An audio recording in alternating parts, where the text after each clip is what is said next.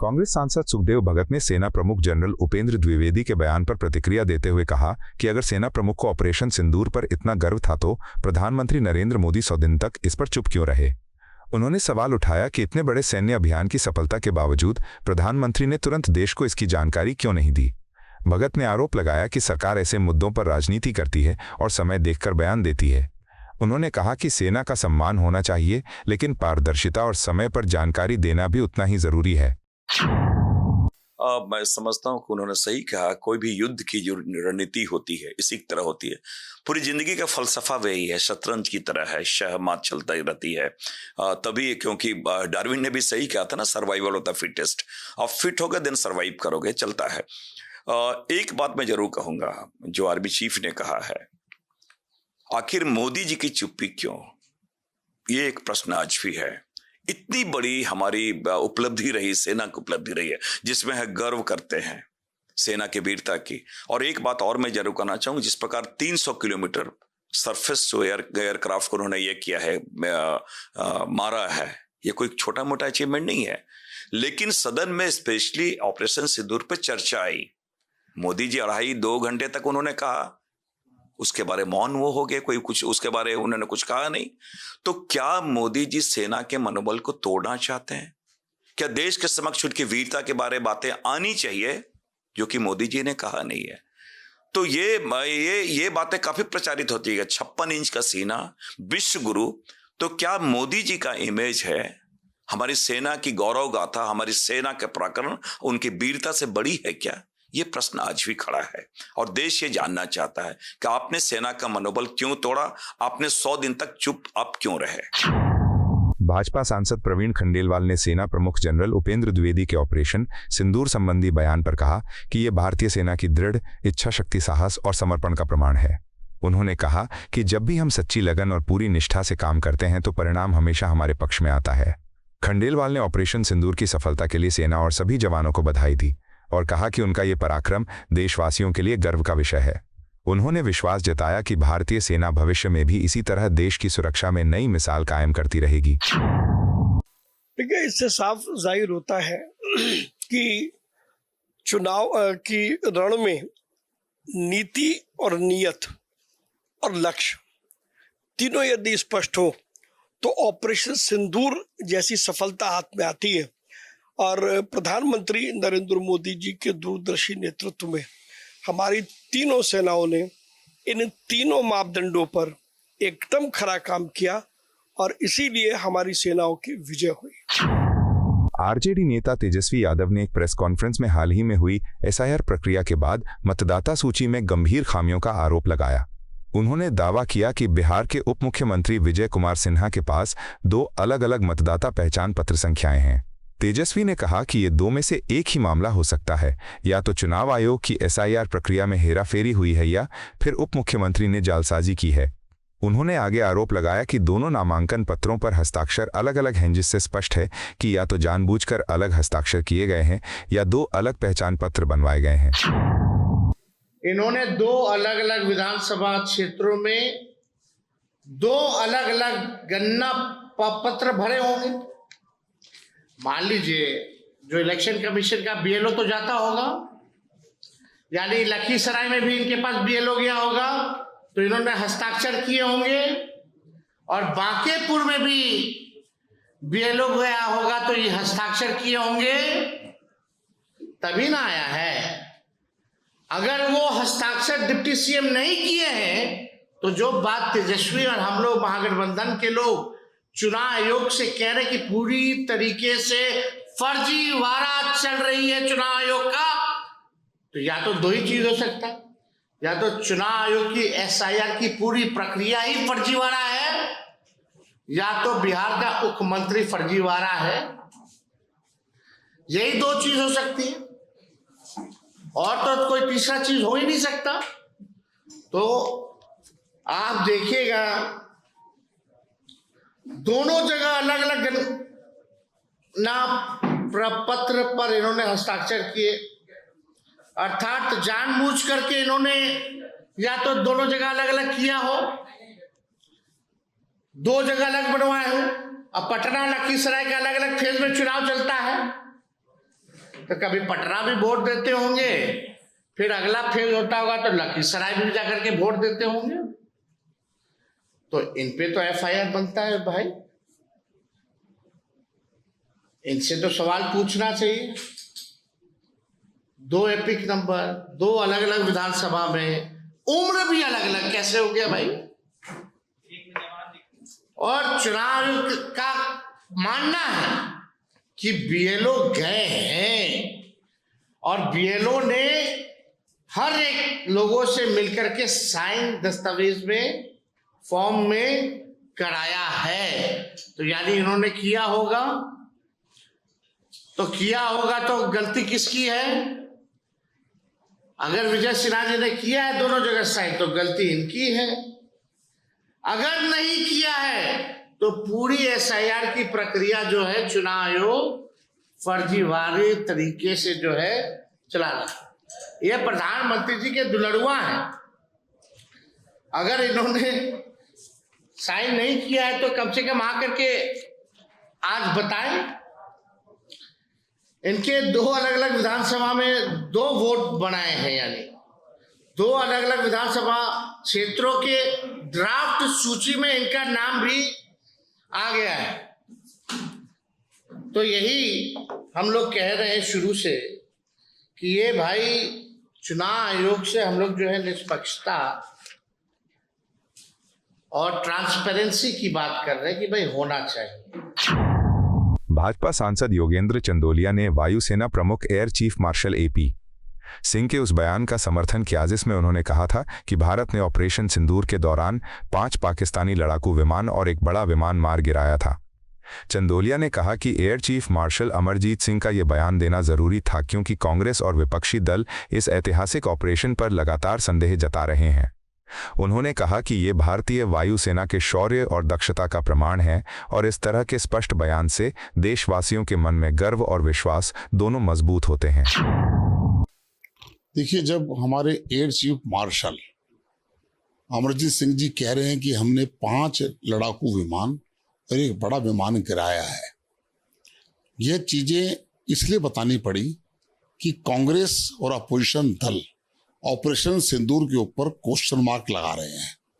Air chief martial के बयान को ना मानना और इसका मतलब ये हुआ कि विपक्षी दल राहुल गांधी समेत पाकिस्तान के पाले की तरफ से खेल रहे हैं। उनको स्वागत करना चाहिए था कि हमने हमारे विरोधी को मार गिराया। कभी सबूत मांगते हैं।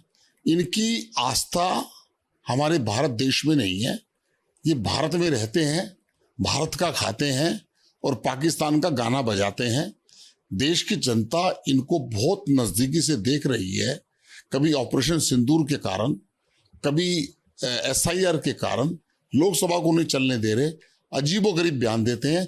ये सारे के सारे अपोजिशन दल कांग्रेस के प्रवक्ता बने हुए हैं, कांग्रेस को पाकिस्तान के प्रवक्ता बने हुए हैं। और मुझे लगता है पाकिस्तान को कोई प्रवक्ता की आवश्यकता नहीं है। अपोजिशन पार्टी हिंदुस्तान की पाकिस्तान की प्रवक्ता बनी हुई है, जो कि निंदनीय है। आरएलडी नेता मलूक नागर ने सेना प्रमुख जनरल उपेंद्र द्विवेदी के ऑपरेशन सिंदूर संबंधी बयान पर प्रतिक्रिया देते हुए कहा कि सेना प्रमुख के इस बयान ने पूरे सबूतों के साथ ये साफ कर दिया है कि भारत ने पाकिस्तान के कितने विमान मार गिराए।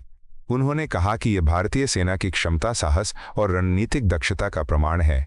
नागर ने जोर देकर कहा कि अब इस पर किसी तरह का संदेह नहीं रह जाना चाहिए और विपक्ष को भी सेना के पराक्रम पर सवाल उठाने के बजाय उनका सम्मान करना चाहिए।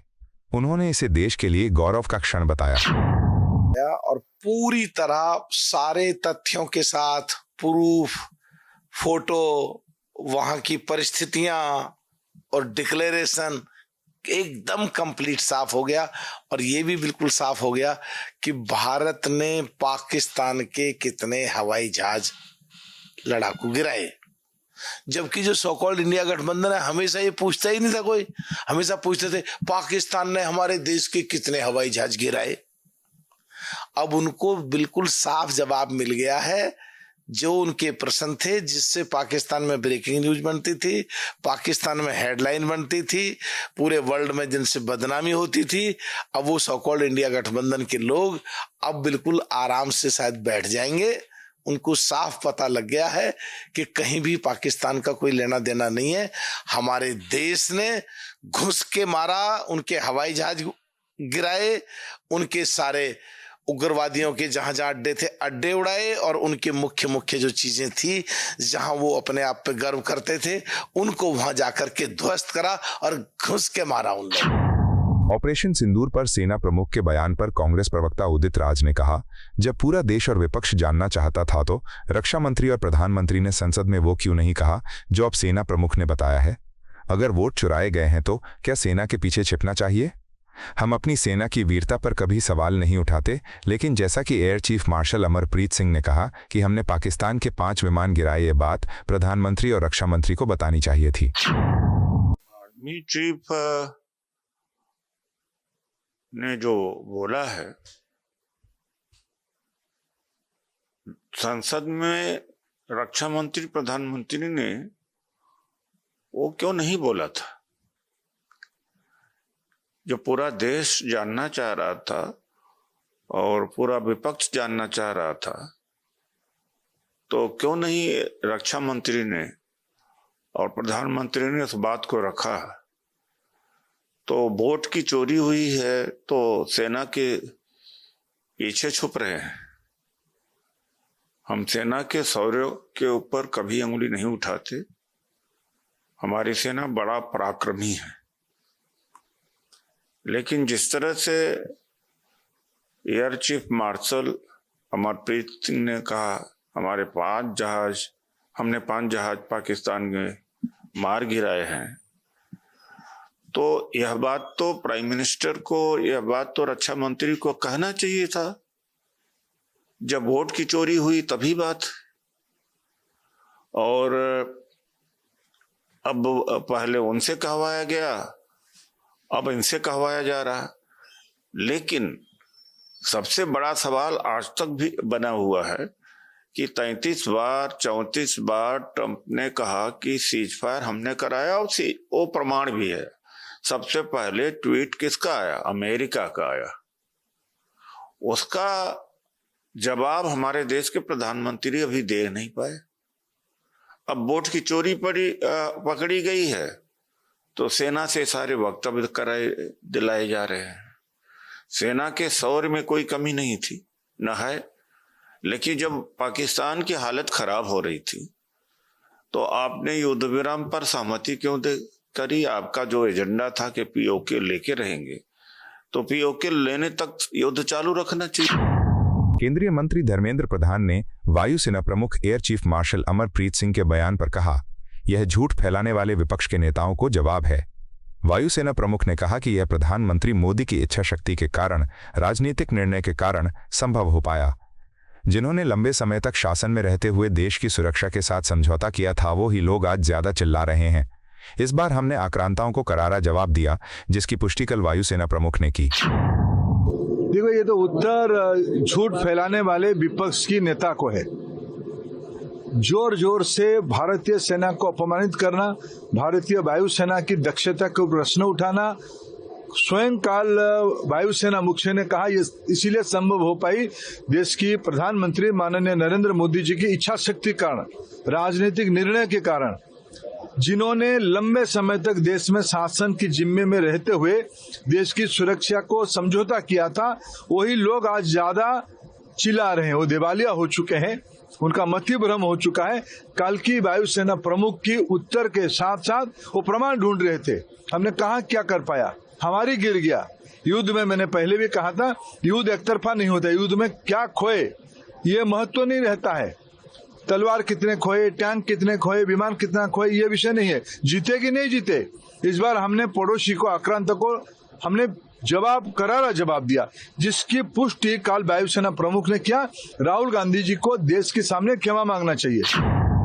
वायुसेना प्रमुख air chief martial Amarpreet Singh के बयान पर भाजपा नेता निशिकांत दुबे ने कहा, कल वायुसेना अध्यक्ष ने जो बातें कही हैं वे अपने आप में महत्वपूर्ण हैं। हमने पाकिस्तान के 6 हवाई जहाज गिरा दिए। राहुल गांधी ने कहा, ट्रंप बार बार कह रहे हैं, लेकिन आज पीएम मोदी ने कह दिया कि किसानों और छोटे उद्योग पर कोई समझौता नहीं, रूस से तेल की खरीद पर कोई समझौता नहीं। इम्पोर्टेंट ये है कि जो लीडर ऑफ द अपोजिशन, उनकी जो मानसिकता है इस देश को बांग्लादेश बना देना चाहिए। उन्होंने जो क्वेश्चन उठाए हैं चुनाव आयोग के ऊपर, SIR के ऊपर, अब आप समझिए चुनाव बांग्लादेशी वोटर के नाम पर तो होगा नहीं। 4 जगह जिनका वोटर लिस्ट में नाम है, जो बात वो प्रेस कॉन्फ्रेंस में करे, ये बात तो चुनाव आयोग कह रही है ना कि 4 जगह नाम है, उस नाम को काटेंगे। SIR तो यही है, लेकिन वो बांग्लादेशी वोटरों के नाम कट रहे हैं, इस कारण से उनकी समस्या है। बांग्लादेश में भी इसी चुनाव आयोग के ऊपर जो है क्वेश्चन हुआ।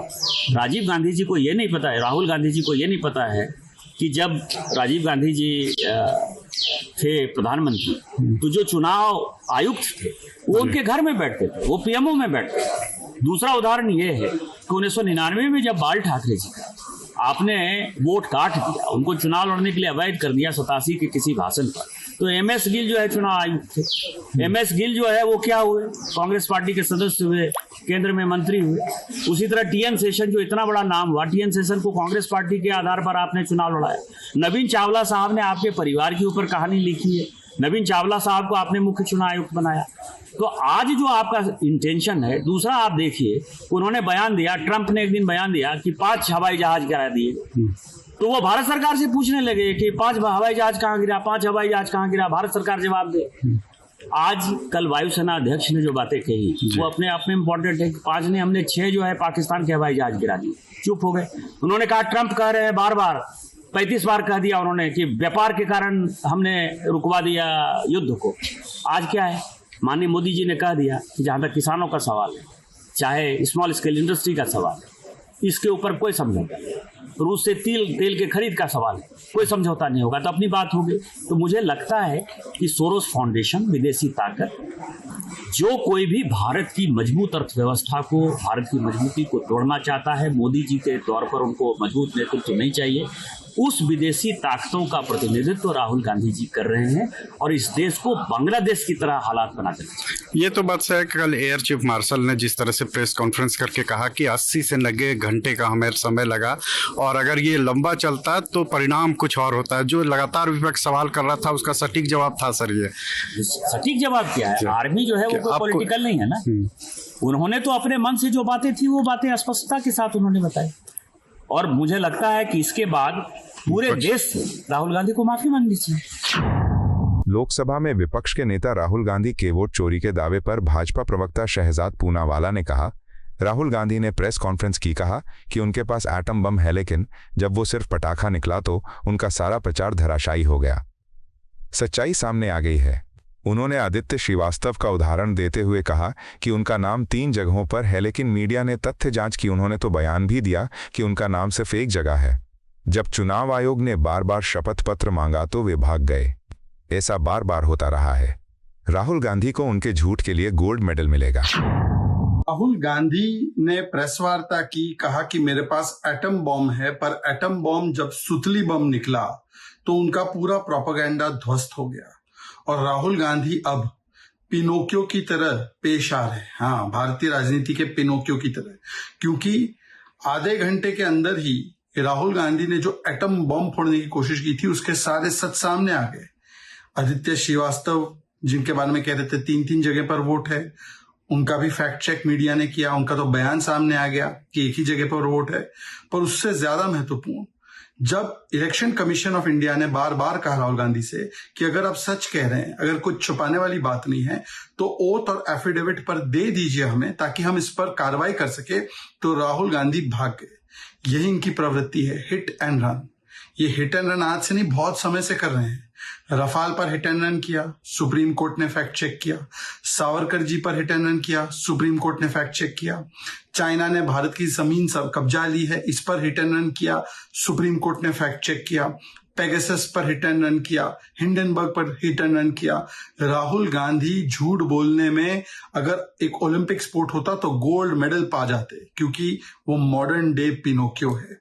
और अब जब इलेक्शन कमीशन कह रहा है कि या तो आप एफिडेविट भरिए, ओथ पे बताइए कि ये सारी चीजें हैं और उन लोगों के नाम दीजिए जिनका गलत नाम ऐड या डिलीट किया गया है, तो Rahul ji hit and run करके निकल रहे हैं। कह रहे कि मेरा शब्द ही, मेरा वचन ही, मेरा जो है ओथ है, मेरा वचन ही मेरा शासन है।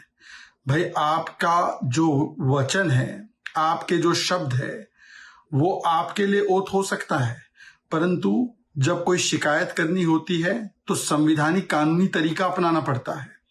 और इसीलिए आज राहुल गांधी घबरा क्यों रहे हैं?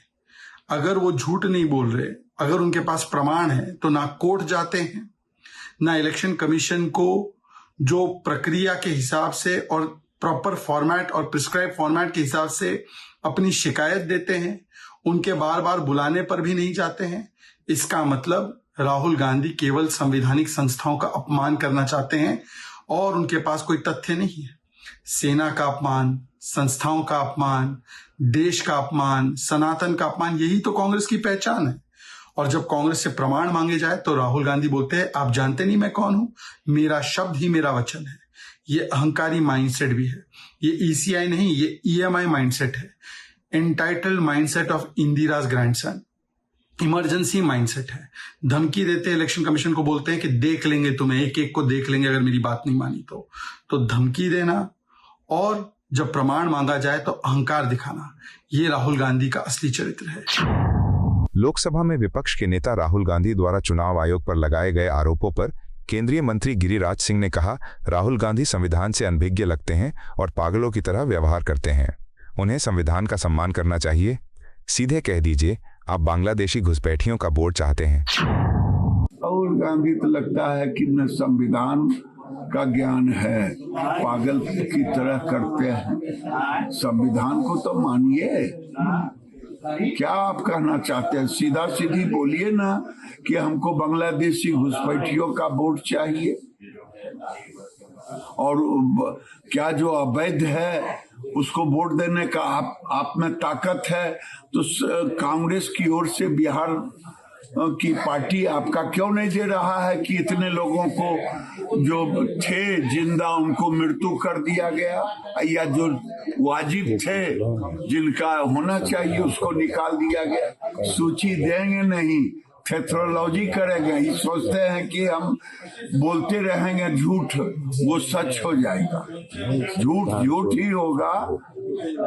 हम लोगों का वोट नहीं कटा है, जो डबल थे, हम यहाँ भी रहते थे वहां भी रहते थे, नाम कटा है। अगर है हिम्मत, आज से वो बिहार का दौरा करेंगे। अगर है हिम्मत तो दौरा करने के पहले सौंपे कि इतने लोगों का नाम जिसे रहना चाहिए था उसका नहीं है, फलाना नंबर यहाँ है, जीवित है, उसको मृत्यु कर दिया गया है, कारण दे करके दे। यात्रा करेंगे, यात्रा करें, अपने कांग्रेस के मरने का यात्रा करें। आपको यह वीडियो पसंद आया हो तो इसे लाइक करें, हमारे चैनल को सब्सक्राइब करें।